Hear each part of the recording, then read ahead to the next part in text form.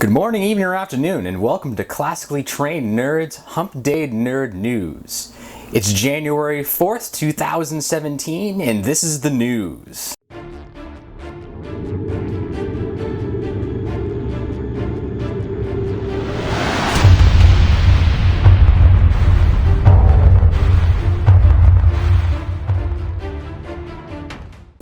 So in today's episode, we have some movie news, some technology news, some video game news, and some anime news, along with our segment, What's New on YouTube? Scientists at the University of California have developed a new material. This new material is both stretchy, conductive, and self-healing. Chow Wang, key designer of the material, received his inspiration from none other than Wolverine. He uses a technique known as ion-doppel interactions. So to put that in understandable terms, he basically made a polymer gel, dumped it completely full of conductive ionic salts, and then polarized the whole thing so that it will want to stay with itself when it's cut. So when you cut the material, over the course of 24 hours, it'll actually realign itself and reconnect. So this new material that is developed will have a huge host of applications, mainly in the usage of ion lithium batteries. Also on the horizon, artificial muscle tissue. So we're now one step closer to cyborg technology. A question I ask my audience is, where do you think cyborg technology is going to take us? Are we going to jump into the Borg-esque style, or are we going to go right into the Steve Austin $1 Million Man? Or are we going to skip all of that and go right into the Skynet-driven T-1000 self-healing android? Let me know your thoughts on that. Some really exciting news has come out of Sylvester Stallone recently in that we have confirmed that there will be an Expendables 4 coming out. That's right, get ready to see your favorite famous 80s actors in their action-packed, death-defying mission of 80s action. Here's what we know so far. Sylvester Stallone, Arnold Schwarzenegger, Terry Crews, Randy Couture, Dolph Lundgren, and Jet Li are all signed up to be on board. There is no word from Jason Statham yet, but since it will be airing in 2018, there's plenty of time. That also leaves plenty of time to add more actors, as usually the Expendable movies is just jam-packed with as many famous iconic actors as humanly possible, preferably ones that have shot guns and have killed many people in their movies. There is some word of getting Wesley Snipes on board as well. Now it is set to be rated R, so it will be bloody, it'll be gory, it'll be more bloody, there'll be bullets and dynamite explosions. Everything an action hero addict can name and want.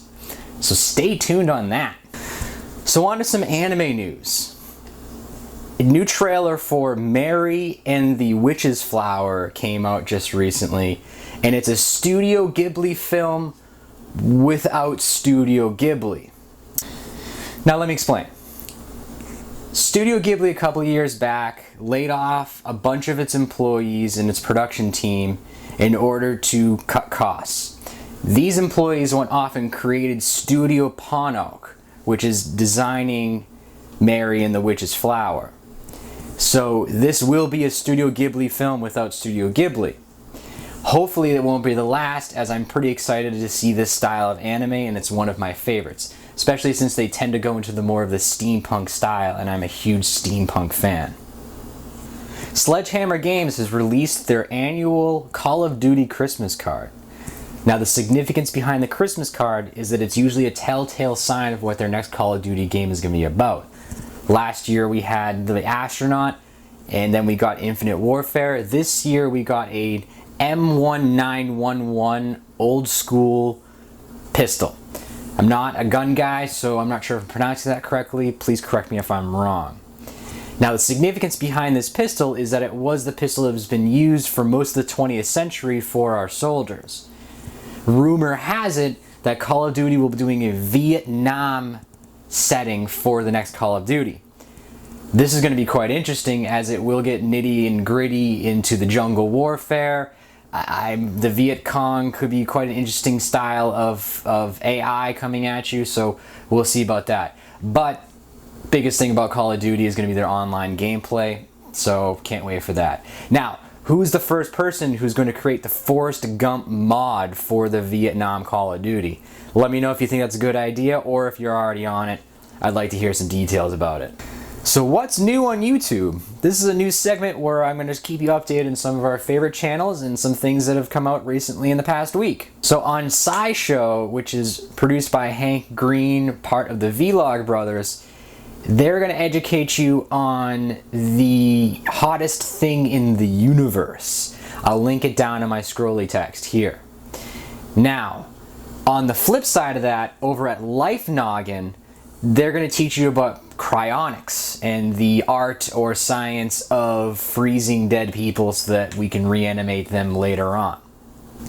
Domics, also on his channel named Domics, shares an interesting anecdote about his experience at a cosplay festival involving anime and volleyball and some sad tears, and you'll like it. It's quite enjoyable, and gives you the feels a little bit. Plus, he's also very entertaining and he's hilarious, so highly recommended. Also in the little scrolly bar below. Thanks guys for watching Classically Trained Nerds Hump Day Nerd News. If you've enjoyed this episode, please like and subscribe. It helps the channel out quite a bit. Also, follow me on Twitter for more up-to-date news. I'll post my handle below.